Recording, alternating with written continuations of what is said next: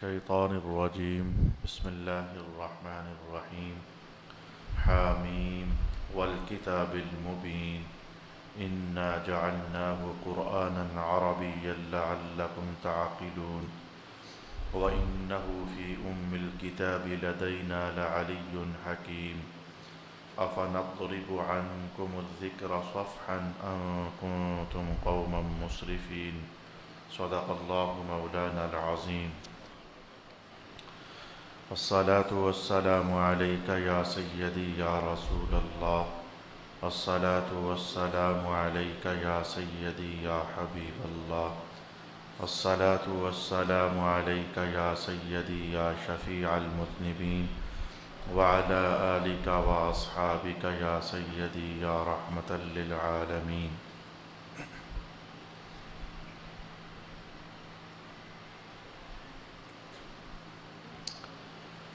اللہ ہی کے نام سے شروع کرتا ہوں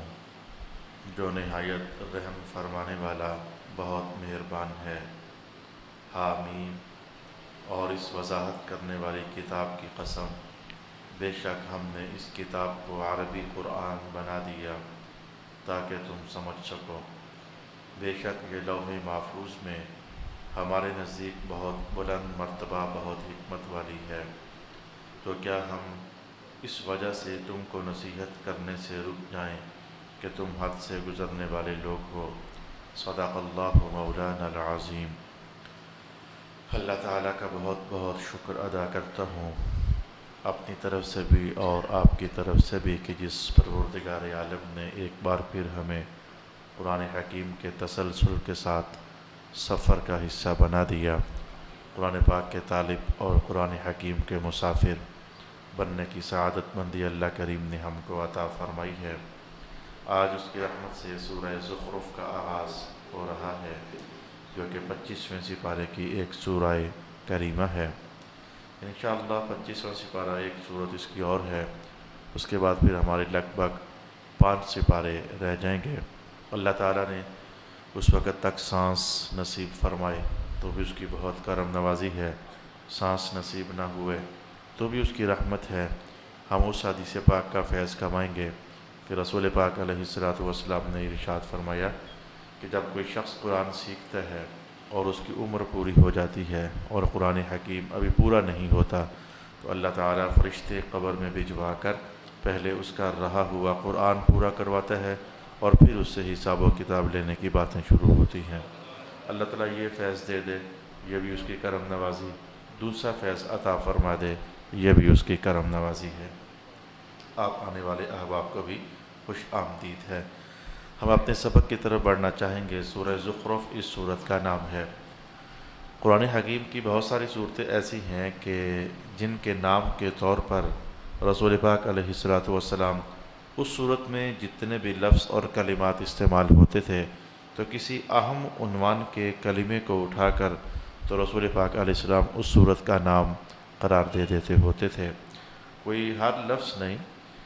کوئی خاص عنوان اس صورت میں جو چل رہا ہوتا تو اس کے حوالے سے، جیسے سورہ بقرہ ہے،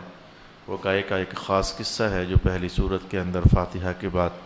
بیان کیا گیا، تو اسی بقرہ کا لفظ چونکہ بار بار استعمال ہوا تو رسول اکرم علیہ السلام نے اسی لفظ کو اس صورت کا عنوان اور نام قرار دے دیا۔ سورت یاسین ہے، یاسین والقرآن الحکیم۔ تو یاسین ایک خاص عنوان ہے، بھلے ہمیں سمجھ آئے یا ہمیں سمجھ نہ آئے، اللہ تعالیٰ اور اس کے حبیب مکرم کا راز ہی ہو، لیکن اسی لفظ کو اٹھا کر تو رسول پاک علیہ السلام نے اس صورت کا نام بنا دیا۔ ایسے ہی اور بھی بہت ساری صورتیں ہیں کہ قرآن حکیم کے الفاظ میں سے کوئی لفظ اٹھا کر کے تو اس کا نام بنا دیا جاتا ہے۔ سورہ زخرف بھی انہی صورتوں میں سے ایک صورت ہے۔ یہ لفظ آئندہ 30-35 آیات جب گزر جائیں گی تو لگ بھگ وہاں جا کر یہ لفظ اللہ تعالیٰ نے استعمال فرمایا، اور ایک بہت ہی اہم ترین عنوان جو ہے اس کی طرف قرآن حکیم نے وہاں ایک ٹائٹل قائم کیا ہے۔ الفاظ آپ کے سامنے پڑھنا چاہتا ہوں۔ لولا ان یکون الناس امۃ واحدہ لجعلنا لمن یکفر بالرحمن لبیوتہم سقفا من فضة ومعارج علیہا یظہرون وَلِبُيُوتِهِمْ أَبْوَابًا وَسُرُرًا عَلَيْهَا يَتَّكِئُونَ وَزُخْرُفًا، یہ لفظ وہاں استعمال ہوا وَزُخْرُفًا، اور زخرف، زخرف اصل میں سونے کو بھی کہتے ہیں، گولڈ، سونا ہے، اور معنی کے لیے بھی لفظ زخرف اگرچہ استعمال ہوا ہے، کوئی شے بہت خوبصورت ہو اس سے بھی زخرف کہہ دیتے ہیں، اتنا ہی کہنا ہے کہ کوئی شے بہت خوبصورت ہو، لہذا بعض مفسرین کرام کا یہ کہنا کہ وہ جگہ جہاں پھول اگے ہوں، سبزہ پیدا ہوا ہو، وہاں چڑیاں چہچہائیں، بلبلیں آ کر بولیں، کوئل کی آواز وہاں ایک حسن بکھیرے، تو اس جگہ کو مزخرف کہا جاتا ہے۔ تو میں کہتا ہوں کہ یہ والی بات ہوئی کہ چڑیاں اور کوئلیں آ کر بولیں، سبزے اگیں، غنچے چٹخیں، کلیاں مہکیں، پھول کھلیں، تو اس کو زخرف یا مزخرف کہنا، یا یہ بات کہ ہر خوبصورت شے کو زخرف کہا جاتا ہے، بات تو ملتی جلتی ہی ہے، کلمات میں فرق ہے، لفظوں میں فرق ہے۔ تو اس آیت میں رب کائنات نے زخرف کو ایک مخصوص معنی میں استعمال کیا ہے، اور وہ معنی بہت عظیم الشان ہے۔ اللہ کریم نے فرمایا کہ اگر ایسا نہ ہو جانا ہوتا تو پھر ہم نے یہ کر دینا تھا۔ مجھے جب بھی یہ آیت پڑھنی پڑتی ہے یا پڑھانی پڑتی ہے تو اس کا مضمون لوگوں کے سامنے رکھتے ہوئے کافی کھلے ڈلے اور کثیر مقدار میں لفظ مجھے بولنے پڑتے ہیں۔ آیت کا مضمون کچھ ایسا وزنی ہے کہ وہ جب تک کثیر الفاظ میں بول نہ سکوں تو مضمون کھلتا نہیں ہے۔ رب کائنات نے کہا کہ اگر اس بات کا ماحول میں خطرہ پیدا نہ ہو جاتا کہ لوگ یوں کہنے لگ جاتے یہ کافر کہیں سچے ہی تو نہیں ہیں، یہ ٹائٹل میں نے الفاظ میں اپنے پاس سے کہا کہ ماحول میں کہیں لوگ یہی کہنے لگ جاتے یہ کافر کہیں ٹھیک تو نہیں ہے، اگر یہ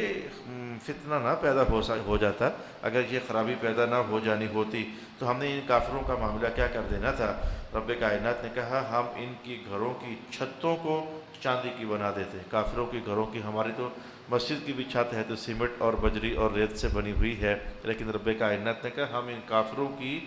گھروں کی چھتوں کو چاندی کا بنا دیتے، ان کی جو ڈبل سٹوریز ہوتی ہیں ان کو بھی ہم چاندی کا بنا دیتے، ان کی وہ سیڑھیاں جن پر چڑھ کر تو یہ اوپر والی منزل پر جاتے ہیں ان کو بھی ہم چاندیوں کا بنا دیتے، وزخرفا، اور سونے کا بنا دیتے، یعنی ہم ان کے گھروں کو سونے اور چاندی سے بنا دیتے۔ اگر اس بات کا فتنہ نہ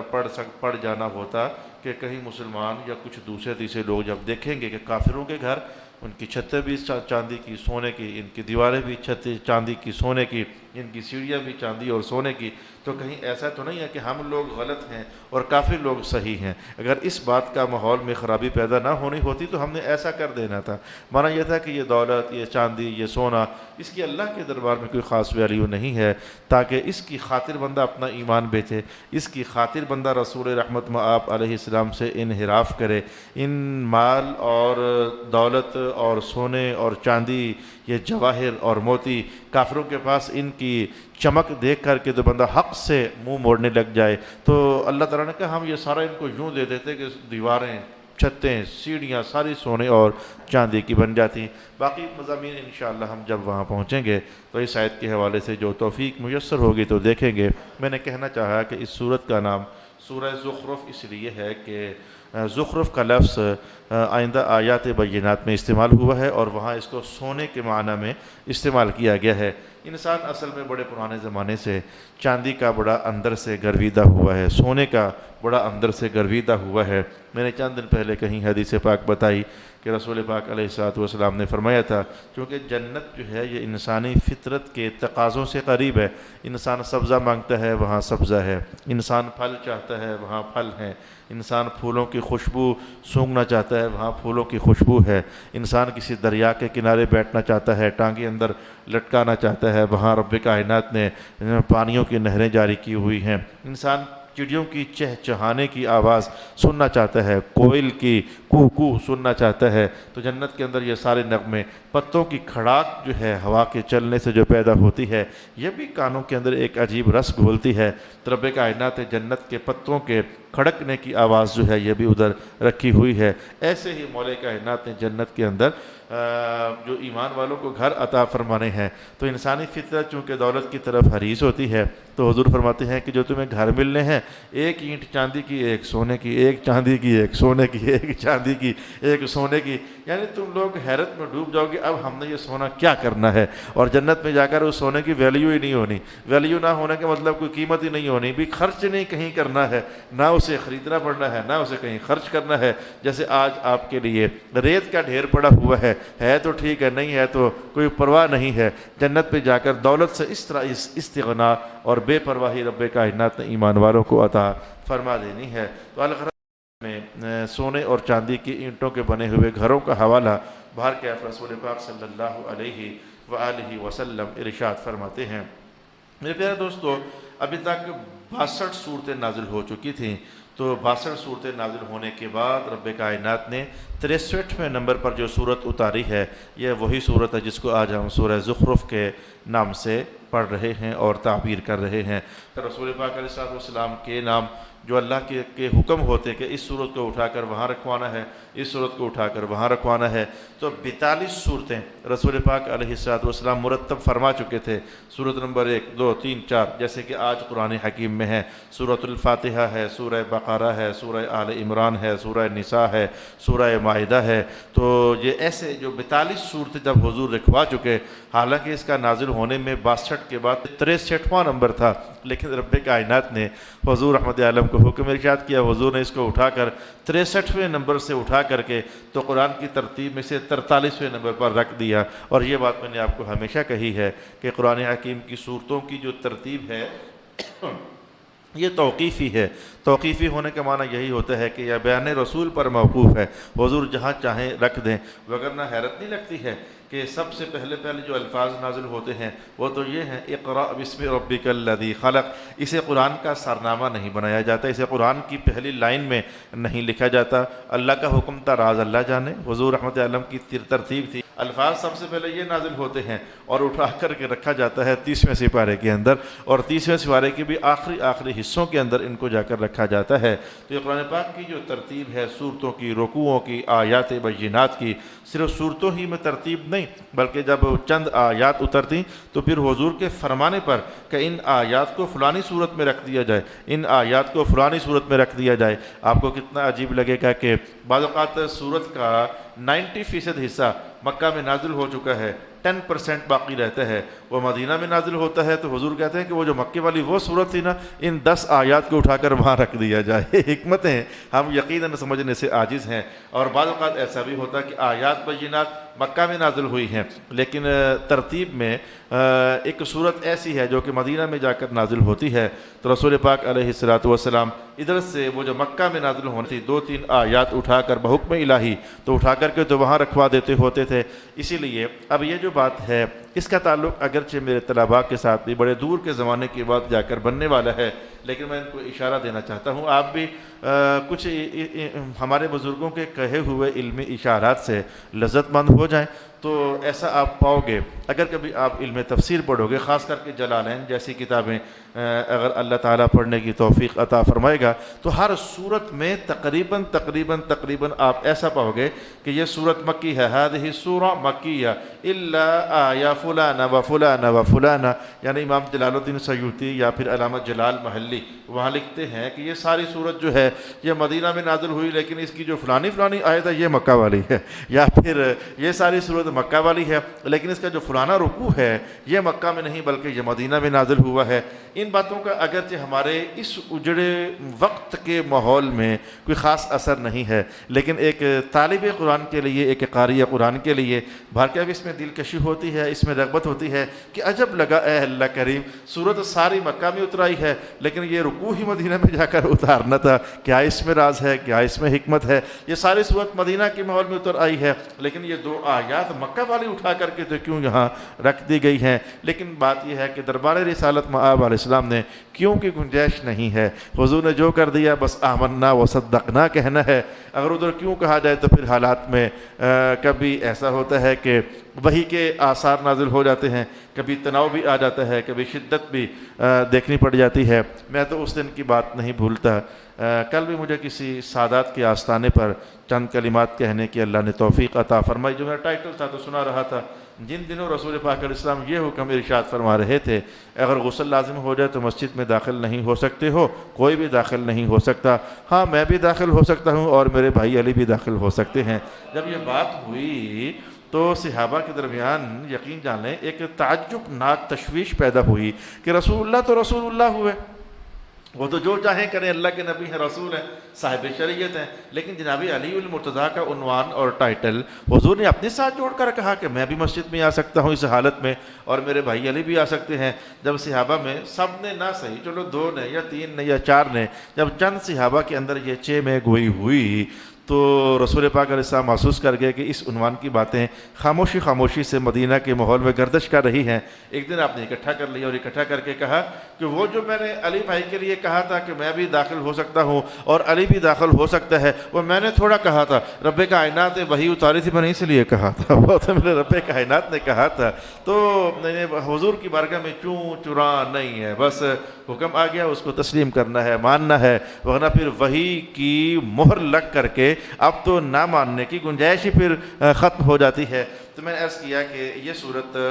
62 صورتیں نازل ہونے کے بعد نازل ہوئی، لیکن ترتیب میں سرکار دو عالم علیہ السلام نے اسے 43 نمبر پر رقم فرما دیا۔ اس کے بعد اس صورت کے جو بڑے مضامین ہیں، چونکہ مکہ والی صورت ہے تو کافروں کی وہی بتوں سے ان کو نفرت دلانا، یہ بت خدا نہیں ہو سکتے ہیں، یہ بات ان کو سمجھانا، اور خاص کر کے سورہ زخرف کے اندر یہ ٹائٹل چھیڑ دینا کہ حد ہو گئی ہے تمہارے والے بھی اے کفار مکہ، کہ ادھر سے جب کوئی بڑی پریشانی آتی ہے تب ان بتوں کو نہیں بلاتے ہو، تب محمد کے خدا کو آواز دیتے ہو، جب کوئی بڑا مسئلہ بنتا ہے تب آسمانوں کو بنانے والے خدا کے سامنے جھولی پھیلاتے ہو، اور جب تمہارا بڑا کام نکل جاتا ہے تو آ کر کے جب شیرینیاں رکھتے ہو تو پھر انہی بتوں کے سامنے رکھنے لگ جاتے ہو، ناسیہ فرسائی کرتے ہو تو پھر انہی بتوں کے سامنے آ کر اپنی پیشانیاں رگڑنے لگ جاتے ہو۔ تو ذرا اس انداز میں ذرا کافروں کو یہ بھی کہا گیا ہے کہ جو بڑی مشکل میں تمہارے کام آنے والا رب ہے تو سچا رب وہی ہوتا ہے، اور باقی رہی بات یہ کہ چھوٹی مشکل میں یہ کام آتے ہیں، بات حالانکہ ایسی نہیں ہے، نہ یہ بڑی مشکل میں کام آئیں اور نہ یہ چھوٹی مشکل میں کام آئیں۔ آپ نے 17ویں سپارے کے اندر 17ویں سپارے کے اندر یہ کلمات پڑھ لیے ہیں، ضعف الطالب والمطلوب۔ ان بتوں کا حال تو یہ ہے کہ اگر ان کے سامنے رکھی ہوئی مٹھائیاں، ان مٹھائیوں پر آ کر مکھی بیٹھے اور اپنے منہ کے اندر اس مٹھائی کا ایک ذرہ اڑا کر توڑ کر کاٹ کر لے جائے، تو ان بتوں کا غریبوں کا حال تو یہ ہے کہ جو اس کمزور سی مکھی سے اپنے حصے کا وہ جو مٹھائی کا چھوٹا سا ریزہ ہے، یہ تو وہ بھی چھڑانے کی طاقت نہیں رکھتے ہیں۔ ان بتوں کے کیا کہنے ہیں۔ قرآن حکیم نے کئی بار اس طرح کی باتیں کہی ہیں، ہے کوئی اللہ کے ساتھ شریک؟ اللہ نے آسمان بنایا ہے اس کے ساتھ کوئی شریک، اس نے زمین بنا دی ہے اس کے ساتھ کوئی شریک؟ بارکہ اس صورت کے اندر مکی ہونے کا حق تو ادا ہوا ہے، مکی ہونے کا مزاج تو آپ کو ملے گا کہ بتوں کو خدا نہیں سمجھنا چاہیے، خدا ایک ہی ہے اور خدا ایک ہی ہوتا ہے، خدا ہمیشہ سے ایک ہے اور ہمیشہ تک ایک ہونے والا ہے۔ اور پھر اس صورت کے اندر ان بتوں کو، ان کافروں کو یہ بھی سمجھایا گیا کہ دیکھو تمہاری دوہری سوچ کے عجب انداز ہیں، ادھر سے کہتے ہو کہ ایک ہے بیٹا اور ایک ہے بیٹی، تو بیٹی جو ہے یہ اچھی نہیں ہوتی، بیٹے اچھے ہوتے ہیں، تمہاری سوچ یہ ہے، تمہاری فکر یہ ہے۔ میں نے کئی بار آپ کو قرآن پڑھتے پڑھتے یہ ٹچ دیا ہے کہ ڈرنا چاہیے۔ ویسے ہمارے ماحول کے اندر بھی دبے دبے لفظوں میں یا کھلے کھلے لفظوں میں ٹائٹل کچھ یہی چلتا ہے کہ بیٹیاں آئیں تو پریشانیاں ہیں اور بیٹے پیدا ہو رہے تو خوشی کے اظہار کیے جاتے ہیں۔ اللہ نے مجھے بیٹی دی تھی، میں نے کسی جگہ پر مٹھائی بھیجی تو کہنے لگے حضرت صاحب یہ مٹھائی کس بات کی ہے؟ میں نے کہا اللہ کریم نے مجھے بیٹی عطا فرمائی ہے تو میں آپ کو اس لیے مٹھائی کھلا رہا ہوں۔ کہنے لگا بھلا کوئی بیٹیوں پر بھی مٹھائی بانٹتا ہے؟ اللہ اکبر، ان لوگوں کے الفاظ کے بھلا کوئی بیٹیوں پر بھی مٹھائی بانٹتا ہے؟ میں نے کہا یار بس جس کو میں نے دینی تھی اس بندے کا انتخاب مجھ سے غلط ہو گیا، مجھے پتہ نہیں چل سکا ہے کہ یہ کس کیٹیگری سے تعلق رکھنے والا بندہ ہے، وغیرہ سرکار دو عالم علیہ السلام نے جو بیٹیوں کو عزت دی ہے اس جہالت کے ماحول میں اٹھا کر کے یقین جان لیجیے کہ ایسا لگنے لگ جاتا ہے کہ مصطفیٰ کریم علیہ السلام نے بیٹیوں کو عزت دیتے ہوئے عزت کی زمین سے اٹھا کر عزت کی آسمان پر بٹھا دیا ہوا ہے، وغیرہ مصطفیٰ کریم علیہ السلام کا یہ رویہ کسی بادشاہ کے لیے حضور کھڑے نہ ہوں، کسی وزیر کے لیے حضور کھڑے نہ ہوں، مکہ کے رئیس آئیں تو حضور توجہ ہی نہ کریں، نظر ہی نہ ڈالیں ان پر، لیکن یہ کیا ہے کہ جب بھی جناب سیدہ زہرا تشریف لائیں تو حضور ان کی خاطر کھڑے ہو جائیں۔ یہ بیٹیوں کو عزت دینا نہیں تو اور کیا ہے، احترام نہیں دینا تو اور کیا ہے؟ تو کہا کہ ادھر سے تم یہ کہتے ہو کہ بیٹیاں جو ہے یہ اچھی چیز نہیں ہوتی ہیں، بیٹے اچھے ہوتے ہیں، تمہاری عقل کام نہیں کرتی ہے کہ بیٹیوں کو ماڑا کہنے کے باوجود جب تم یہ کہتے ہو کہ اللہ کی بھی اولاد ہے تو وہاں پھر اولاد میں یہ نہیں کہتے ہو کہ اللہ کے بیٹے ہیں، وہاں کہتے ہو اللہ کی بیٹیاں ہیں، یعنی وہ جو گھٹیا گھٹیا سے مال ہے وہ اللہ کے لیے کرنے کی باتیں کرتے ہو، تمہاری عقل بھی کیا عقل ہے، مانگتے اس سے ہو جب بڑی پریشانی ہے، جھول ادھر پھیلاتے ہو جب کوئی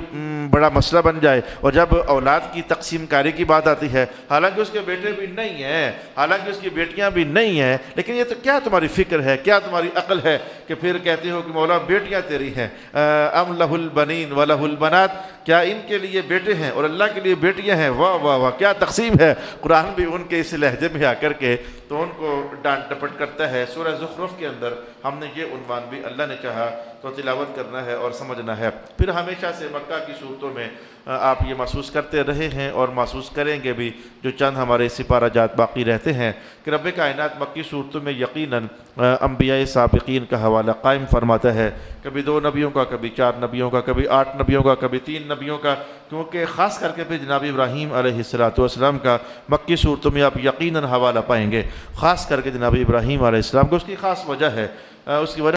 مکہ والے یہ دعویٰ کیا کرتے تھے ابراہیم ہمارے ہیں، مکہ والے یہ دعویٰ کیا کرتے تھے ابراہیم ہمارے ہیں، اور ابراہیم چونکہ جد الانبیاء ہیں، یہودیت کی بھی آخر کار، یعنی جتنے بھی یہودی ہیں تو یہودی جس نبی کو مانتے ہیں جناب موسیٰ علیہ السلام کو، تو عیسائی جس نبی کو مانتے ہیں جناب عیسیٰ علیہ السلام کو، تو حالانکہ یہ نبی بھی بنی اسرائیل کے ساتھ ہیں، اور بنی اسرائیل کا جو سلسلہ نسب ہے نبیوں کا وہ چلتے چلتے جناب اسحاق علیہ السلام تک پہنچتا ہے، اور جناب اسحاق علیہ السلام سے جناب ابراہیم علیہ السلام تک پہنچ جاتا ہے، یعنی یہودیوں میں آنے والے سارے نبی، بنی اسرائیل میں آنے والے سارے نبی، یہ بھی جا کر تعلق پکڑتے ہیں جناب ابراہیم علیہ السلام کے ساتھ، جن میں عیسیٰ علیہ السلام بھی آ گئے، جن میں موسیٰ علیہ السلام بھی آ گئے۔ تو جناب ابراہیم علیہ السلام نے کئی قومیتوں کو اپنے اندر سمیٹا ہوا تھا۔ یہودی کہتے ہیں کہ یہ ہمارے جد امجد، یہ ہمارے نبی کے جد امجد ہیں، وہ بھی جناب ابراہیم علیہ السلام کو عزت اور احترام دیتے کیونکہ جناب موسیٰ جناب ابراہیم کی اولاد میں سے ہیں۔ عیسائی بھی جناب ابراہیم کو احترام دیتے کہ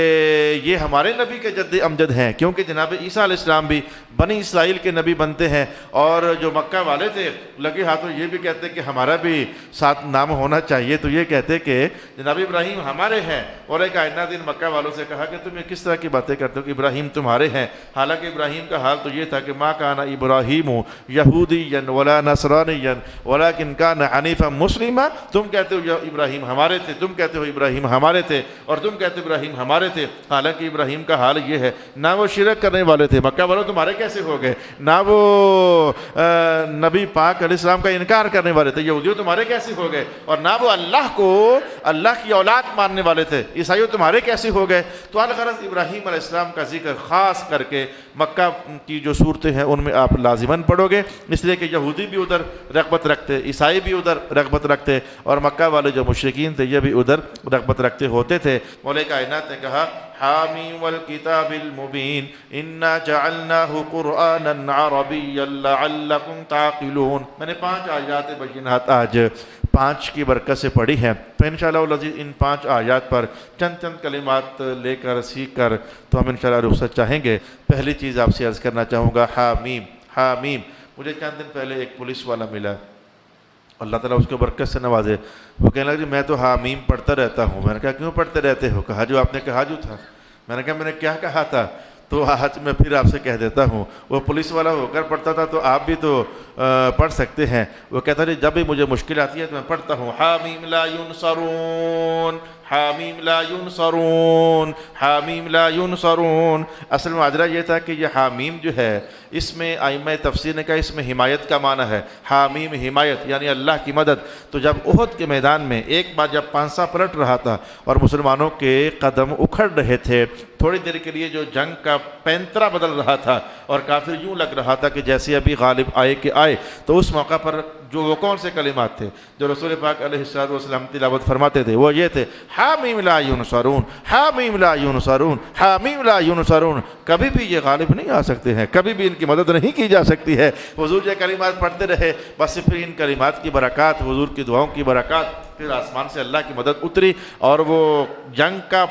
پلٹا کھایا ہوا پانسا پھر سے بدلا دیا گیا اور مسلمان یک بارگی سے جمع ہو کر حملہ کیا اور مسلمان جیت گئے۔ تو اس نے کہا جی آپ نے کہا تھا کہ حامیم لا ینصرون، اوکھے ویلے پڑھنی چاہیے، تو میں تو پڑھتا ہوں، اللہ میری اوکھ کو سوکھ میں تبدیل کر دیتا ہے۔ میں نے پچھلے زمانوں میں کہی ہوئی حدیث پھر آپ کے سامنے کہی ہے، ہر انسان کی زندگی میں مشکلات بھری ہوئی ہیں، کہیں نہ کہیں بندہ برا ہے تو بھی اس کی مشکلات ہیں، بندہ اچھا ہے تو بھی اس کی مشکلات ہیں، کہیں نہ کہیں بندہ مخلص ہے پھر بھی اس کی مشکلات کہیں نہ کہیں ہیں، بندے کے دل میں نہیں ہے اخلاص پھر بھی کہیں نہ کہیں جس کا نام انسان ہے اس کی مشکلات بھری ہوئی ہیں۔ تو میں کہنا چاہوں گا کہ ان کلمات سے برکت کمائی جا سکتی ہے۔ سارا قرآن شفا ہے، سارا قرآن فیض ہے، لیکن بعض کلمات بڑے مختصر ہوتے ہیں لیکن ان کی تاثیر بڑی دور رس ہوتی ہے۔ تو رسول پاک علیہ السلام نے پڑھ کر بتا دیا کہ حامیم لا ینصرون، جب کبھی پھر خاص اللہ کی مدد درکار ہو تو پھر پڑھ لیا کرو حامیم لا ینصرون، حامیم لا ینصرون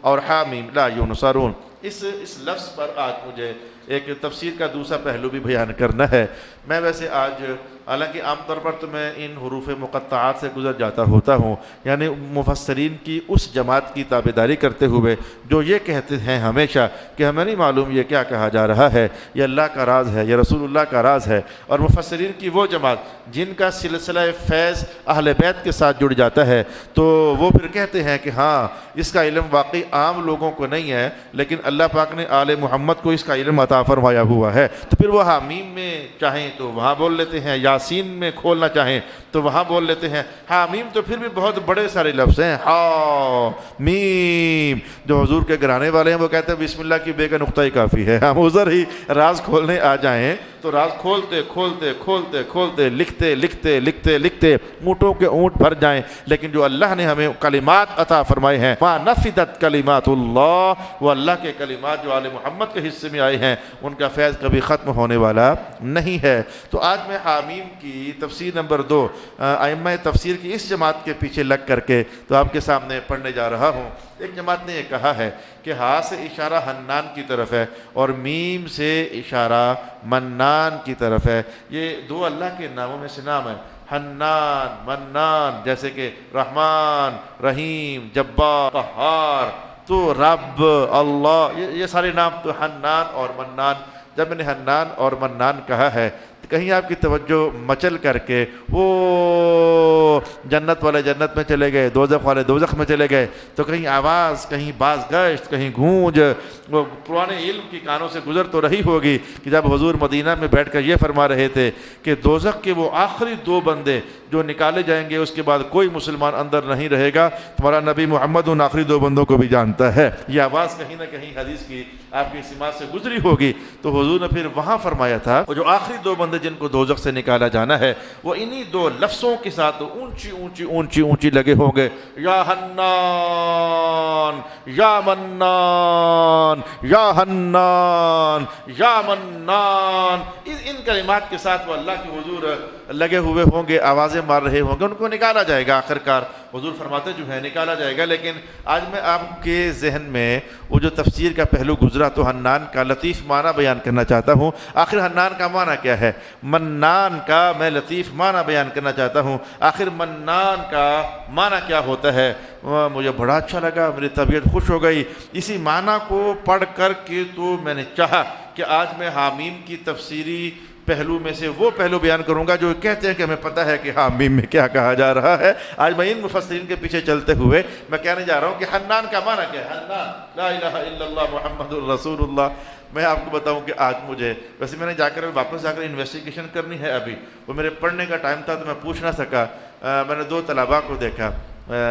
وہ چونکہ گھر میں ڈسپلے ہوتا ہے میرے پاس مدرسے میں کیا ہو رہا ہے، تو ایسے مجھے محسوس ہوا، جو تصویر چل رہی تھی مجھے ایسے محسوس ہوا کہ ایک طالب علم ناراض ہے اور دوسرا اس کو منا رہا ہے، وہ اس کا ہاتھ پکڑتا ہے لیکن وہ توجہ ہی نہیں کرتا ہے، وہ پھر اس کے قریب ہوتا ہے وہ توجہ ہی نہیں کرتا ہے، وہ کان میں اگر کچھ کہنا چاہتا ہے وہ توجہ ہی نہیں کرتا ہے۔ بس میرا عنوان کھل گیا، وہ توجہ کر نہیں رہا تھا، یہ بار بار کہے جا رہا تھا، وہ اعراض کیے جا رہا تھا، یہ بار بار محبت کیے جا رہا تھا۔ وہ یہ معنی ہوتا ہے حنان کا، بندہ اللہ کی طرف توجہ کرے نا، اور اللہ بندے کو پھر بھی رحمت کی آوازیں مارتا رہے، یعنی بندہ بھاگا بھاگا جائے اللہ پھر بھی آوازیں مارے، بندہ دور دور جائے اللہ پھر بھی آوازیں مارے، آ جا واللہ یدعو الی الجنہ، اللہ تمہیں جنت کی طرف بلا رہا ہے۔ بندہ توجہ نہ کرے، گھر کے پاس سے گزر جائے، نہ قرآن پڑھے، نہ عمل کرے، نہ شریعت کی توجہ، نہ حضور کی سنت کی پرواہ کرے، بندہ دور سے دور دور سے دور دور سے اور ادھر سے پھر بھی آوازیں آتی رہیں، جو ایسی ذات ہوتی ہے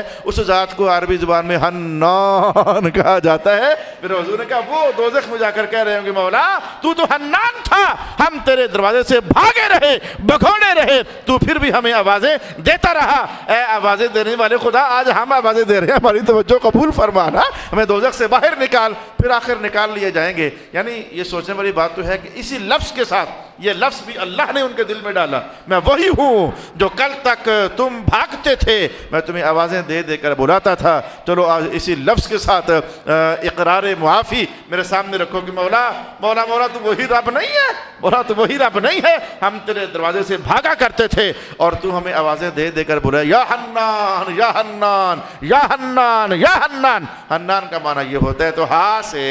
حنان کی طرف اشارہ کیا گیا اور میم سے منان کی طرف اشارہ کیا گیا۔ منان جلدی سمجھ آ جائے گی، منان کیا ہوتا ہے، منان کیا ہوتا ہے جلدی سمجھ آ جائے گی۔ میرے پیارے دوستوں، گھروں کے اندر کی تصویر اٹھا کر آپ کے سامنے رکھتا ہوں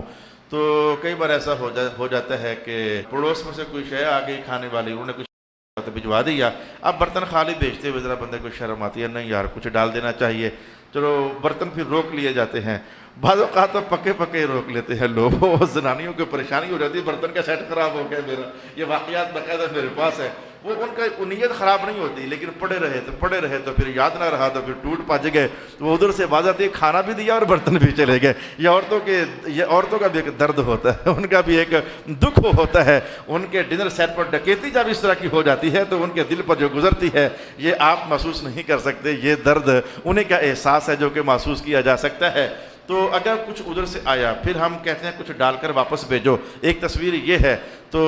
کبھی ایسا بھی تو ہے کہ کسی طرف سے کچھ بھی نہیں آیا تو ویسے بھی دل ہے کہ چل یار کچھ آیا ہے کہ نہیں آیا بھیجو یار، تو دینے میں پہل کر دینا، دینے میں پہل کر دینا، معنی سمجھ آ گیا ہے، دینے میں پہل کر دینا، ادھر سے کچھ آیا ہے یا کہ نہیں آیا۔ میں قرآن سے یہ مضمون نکال کر آپ کو سناؤں گا، دینے میں پہل کر دینا، جو ایسی ذات ہوتی ہے اسے منان کہا جاتا ہے۔ اللہ اکبر اللہ اکبر اللہ اکبر، اسے منان کہا جاتا ہے۔ رب کائنات کہ میں وہی رب ہوں جو دینے میں پہل کیا کرتا تھا، تمہاری طرف سے ابھی کچھ بھی نہیں آیا تھا لیکن میں نے پہل کر کے رکھی ہے۔ اگر یہ مضمون پڑھنا چاہو تو میں آپ کو لے جاؤں پہلے سپارے میں،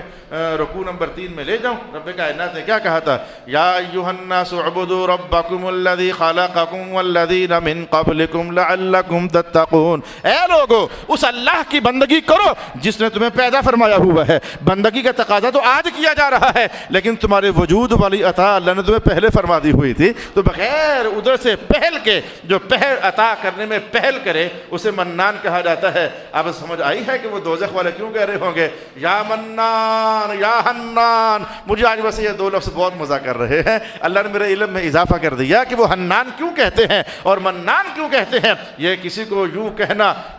وہ پاک ذات جو ہمیشہ عطا کرنے میں پہل کیا کرتی تھی آج مدد فرما ہماری، یا حنان یا منان، آخر اللہ اللہ ہے۔ حضور نے کیا فرمایا تھا؟ ان کو پھر نکال دیا گیا، اور جس طرز کو احتشام کے ساتھ، دلچسپی کے ساتھ اور جس